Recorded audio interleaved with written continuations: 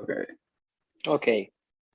All right, everybody. I'm Greg from GN Strength and Conditioning, and I'm here with my fellow coach and friend, Nick from Ukraine. Hey, Nick, how's it going, man? Right now, man, it's pretty tough, but we are still holding. Right now, after we are in safe place, I can see clearly that everything is not that bad that it sounds like. So my wife, her mom, our cat, and me are in a safe spot. We got some food, we got shelter, we are warm, and so we are I ready to discuss some important issues to share with you guys that what is going on and to talk about my personal journey a little bit. So, can you share what city you're in, or do you want to keep that? No. So before all this stuff happened, we were in Dnipro, and then in a period of 3 days, my life totally changed. We woke up from bombs dropping off, not in the city, but at the airport. Then it was like a little bit of silence. So I make all the bags. I grab my wife, I grab her mother, and we were lucky enough to catch two vehicles because we don't have vehicle here. And so we are 1,000 kilometers from my home city. We left friends, we left relatives. So we left everything that we need in order for us to survive. And here we are somewhere in the western Ukraine. I don't even know the name of the village that we are. I know that I can only see mountains, beautiful forests, and rivers, and the nearby city is like 10 kilometers, but I have never been there. So all food, all clothes, and etc. are taken to us by our neighborhoods in this village. And I really appreciate that this village has an internet connection, so it's quite good. Yep. Yeah. So Dnipro, that's a big city. That's about 1 million people, I believe. Uh, yeah, it's even more, man. It's even more. So that's for people that don't know. I believe that's straight south from Kharkiv, I believe, and a little bit southeast of Kiev that people hear on the news, right? So you have Russians coming into those cities, and you also have them coming in from the east. So you moving west seems like a good move. So now you're in a smaller village, so that's good deal. Keep safe. Um, But but also, Greg, there is only one issue here. It's pretty safe, etc. But sometimes sirens are too loud, and mhm, we should go to the bunker in some case. But mhm, everything is pretty fine there in the village. hmm. Yeah, that's rough. So you have your family with you, Yeah. some friends, things like that. People, community, helping each other out. Yeah, So so friends are left there, but we support each other. We have calls and not to break up those friendship bonds. So right now here in West Ukraine, there are only my wife, her mom, and our cat. That's mm, all. mhm, okay. So that's good. You're getting food, water, internet. So okay. So so what were you doing before all this happened, Nick? Oh, Greg, it's very funny story because for the last 5 years, I was like a personal trainer at the gym of Dnipro. I really like it, but also I want to suggest that I'm more type of person who would like to communicate with other human being on a really deep level, not something superficial. And during my work as personal trainer, we are here in Ukraine are not controlled, so we can gather, let's say, up to 7 people in one period of time. So I can't manage them in terms of conversations. They know what to do. My goal is to write a decent programming for them, and that's all. But I wanted something more. I wanted to be able to, let's say, to see the world, to walk from, let's say, any cafeteria or restaurant, and also to connect with people on a deeper level. But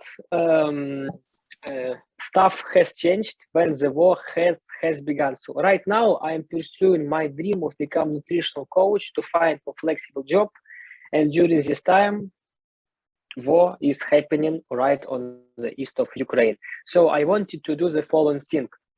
I wanted, first of all, my dream to come true, and then to donate half of the sum that I will earn from my nutritional coaching to the Ukrainian army to support those soldiers who protect us right now. That's great. That's great, man. So obviously people aren't going to the gyms now during the situation, so it's difficult to train people. So you want to make that transition to online coaching. Yeah. I totally get what you're saying about having a deeper, meaningful connection with the clients. It seems more helpful. Training people for an hour at a time and then they go their separate way. Just it doesn't seem to be as impactful. So why don't you explain a little bit about? So you want to get into nutrition coaching. Why don't you explain a little bit about what you think that might look like for somebody that's interested in something like that? What you could do for them? Yeah, so as an example, I had thought about two options. So option number one is like a closed Facebook group where I show people how do I live right now in some conditions. So it's like more mindset group because right now I find myself in a very tough situation. If I do nothing, my family will starve. If I do something wrong, I think some bad conclusions can happen. So right now in this group, I focus. I want to switch my focus.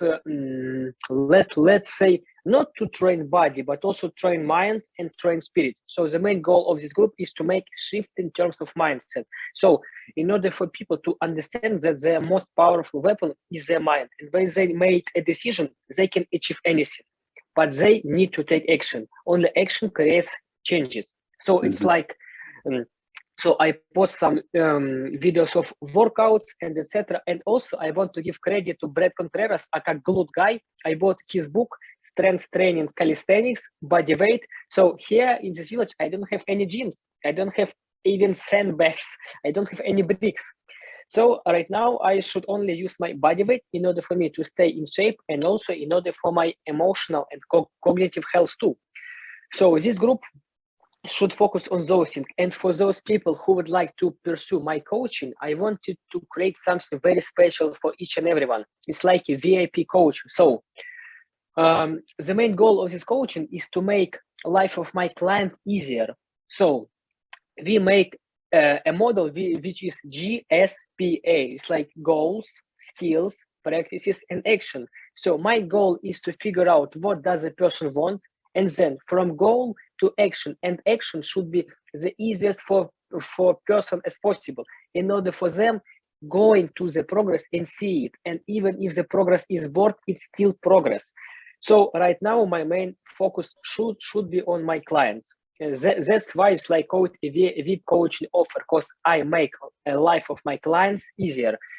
And also this is a huge transition for me, because I won't pay attention to my bad thoughts and etc. I'm going to pay attention only to my clients in order for them to, let's say, achieve their result, and in order for me to boost my energy level too during these hard times. Mm-hmm. So that's awesome, man. So most people struggle with inspiration, motivation. A lot of times that's why they hire a coach.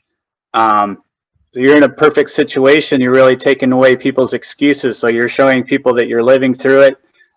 You're showing, in real time that anybody can get fit, anybody can get healthy and make good eating habits. That's awesome. I think as we get, in a comfortable life, a comfortable situation, small things seem to be bigger. And Yeah. I bet, watching you going through what you're going through, and if somebody comes on to hire you, they can see real time that, hey, my life isn't so bad. I can do this too. So I think that's amazing. It's definitely inspirational, motivational. So where can I'm going to put in the description where people can reach you, Nick. So you got a private Facebook group that people can join. Yeah, I will right now message you and send you second. Yeah, it's like a private Facebook group and also my Facebook page. Yeah, so people can reach me out, people can talk to me, and I can talk to them. And also I want to mention that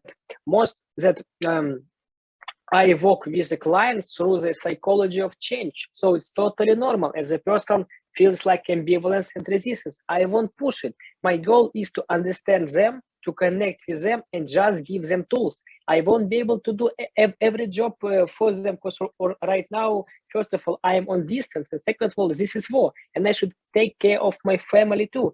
So I am tool in your toolbox, and it is totally personal choice. Do it or not. Mm-hmm. That's awesome, man. So I'd encourage anybody that's watching this to share this. If you're on the fence with getting into a nutrition or fitness program, to give Nick a check him out, and or share with your friends, anyone that might be interested. Or even if you're not, just to follow along, just to see what's going on, and maybe pick up a few tips, and yeah, just gain some inspiration from what he's going through. So I just want to say, man, the whole world's watching and supporting and wishing you and your family to stay safe, and we're hoping this can come to a quick and peaceful end for everybody. But we're pulling for you, man, and I just wish you all the best, and I appreciate you taking your time out to explain what's going on over there, and yeah, just wish you the best, man. You got anything else to say for us? I know times are tough. Yeah, so I want to share one quick tip. It's like I wanted to be a nutritional coach for the last 3 years, but only the war make me to do so. But guys, if you want to achieve something that you really want, do not wait. Do not wait and go and through it. But do not make mistakes. You should use your head, use your critical thinking in order for you to make a decisions. During our trip, I mean, my wife, her mom, our cat, on someone else's vehicles from point A to point Z. The distance was 1,000 kilometers. My wife was ahead from me for 70 kilometers or something like that. I was left with her mom on another vehicle. In each and every situation, you should think critically. Use your logic, not emotions. Because if I use my emotions, I think I wouldn't be able to meet my wife there, and something like that. So your brain is the most powerful tool. Use it or you will lose it. That's all. That's great advice, man. We'll leave it there, and let's stay in touch, okay? Okay, Greg, thank you a lot for your help, and thank you a lot for the support. We and Ukraine appreciate it. You bet, sir. Take care. Stay safe. Thank you a lot, man. Bye.